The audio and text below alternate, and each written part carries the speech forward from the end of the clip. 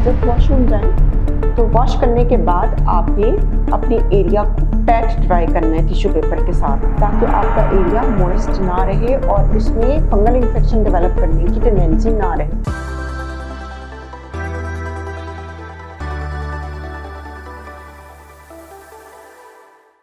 अस्सलाम वालेकुम, मेरा नाम डॉक्टर तंजीला रहमान है और मैं कंसल्टेंट गायनेकोलॉजिस्ट हूँ। आज टॉपिक के बारे में बात करने लगी हूँ, वो ये है कि वजाइनल डिस्चार्ज बहुत कॉमन है, बट कुछ ख़वातीन हैं जिनको फंगल वजाइनल इन्फेक्शन रिपीटेड हो जाता है।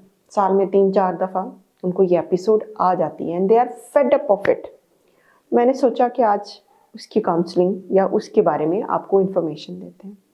जो फंगल इन्फेक्शन होता है ये उन लोगों को बहुत ज़्यादा होता है जिनकी प्रेगनेंसी हो, जिनकी कुव्वत मदाफ़ियत कम हो, जो पेशेंट स्टीरॉइड्स ले रहे हैं, जो पेशेंट हैवी एंटीबायोटिक पिछले दिनों ले चुके हैं या रिपीटेडली उन्हें कुछ ऐसा इन्फेक्शन होता है जिसके लिए वो हैवी एंटीबायोटिक्स लेते हैं, या फिर वो पेशेंट हैं जिनकी हाइजीन पुअर है, वो पेशेंट हैं जिनको बैक्टीरियल इन्फेक्शन रहते हैं और उसके साथ उनको इचिंग होती है और सेकेंडरीली फिर वो उनको फंगल इन्फेक्शन भी हो जाते हैं। सो आज हम डिस्कस करेंगे इसकी क्या अलामात हैं और कैसे इसको आप कम्बैट कर सकते हैं। इसका जो वजाइनल डिस्चार्ज होता है वो कर्ड लाइक होता है, जैसे दही की फुड़कड़ियाँ होती हैं, चिमटा हुआ होता है वजाइनल वॉल्स के साथ।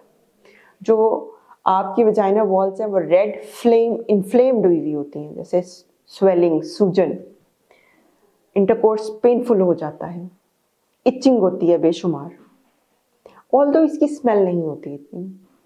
ठीक है, इसको ट्रीट करने के लिए सादा सा एक तरीका है कि वजाइनल हम टैबलेट्स या क्रीम्स देते हैं जो कि इसको वंस रखते हैं या 7 नाइट्स आपको रखना पड़ता है, उससे आपका ट्रीटमेंट हो जाता है।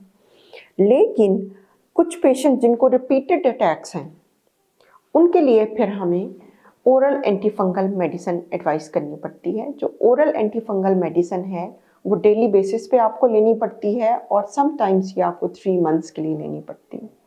जो प्रेग्नेंट लेडीज़ हैं वो दवाई नहीं ले सकती। तो ओरल एंटीफंगल का ये होता है कि ओरल एंटीफंगल के ऊपर जब पेशेंट्स जाते हैं तो उनको परसिस्टेंटली जो फंगस है उसको सप्रेस किया जाता है ताकि वो बार बार एक्टिवेट ना हो।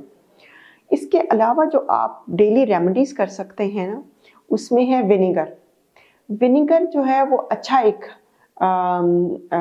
होम रेमेडी है, जिसमें आप 1 स्कूप ऑफ विनेगर लें और उसको 3-4 स्कूप ऑफ वाटर में मिक्स करके उससे आप दिन में 3 दफ़ा अपने वजाइना को वॉश करें तो आपको फंगल इन्फेक्शन होने के चांसेस कम हो जाते हैं। ठीक है, जब भी आप फंगस बेसिकली मॉइस्ट प्लेस पर होती है, जो लोग ओवरवेट होते हैं वो भी बड़े इससे पकड़े जाते हैं। ठीक है, तो आप जब वॉशरूम जाएं तो वॉश करने के बाद आपने अपने एरिया को पैट ड्राई करना है टिश्यू पेपर के साथ, ताकि आपका एरिया मॉइस्ट ना रहे और उसमें फंगल इन्फेक्शन डेवलप करने की टेंडेंसी ना रहे। दूसरा ये कि स्क्रैचिंग को अवॉइड करें। अगर आपको स्क्रैचिंग रहती है तो प्लीज़ आप कोई भी जो एलर्जिक मेडिसिन है ना वो ले सकते हैं, उससे आपको इचिंग नहीं होगी। इचिंग को जब आप करते हैं तो फंगल इन्फेक्शन बढ़ता चला जाता है।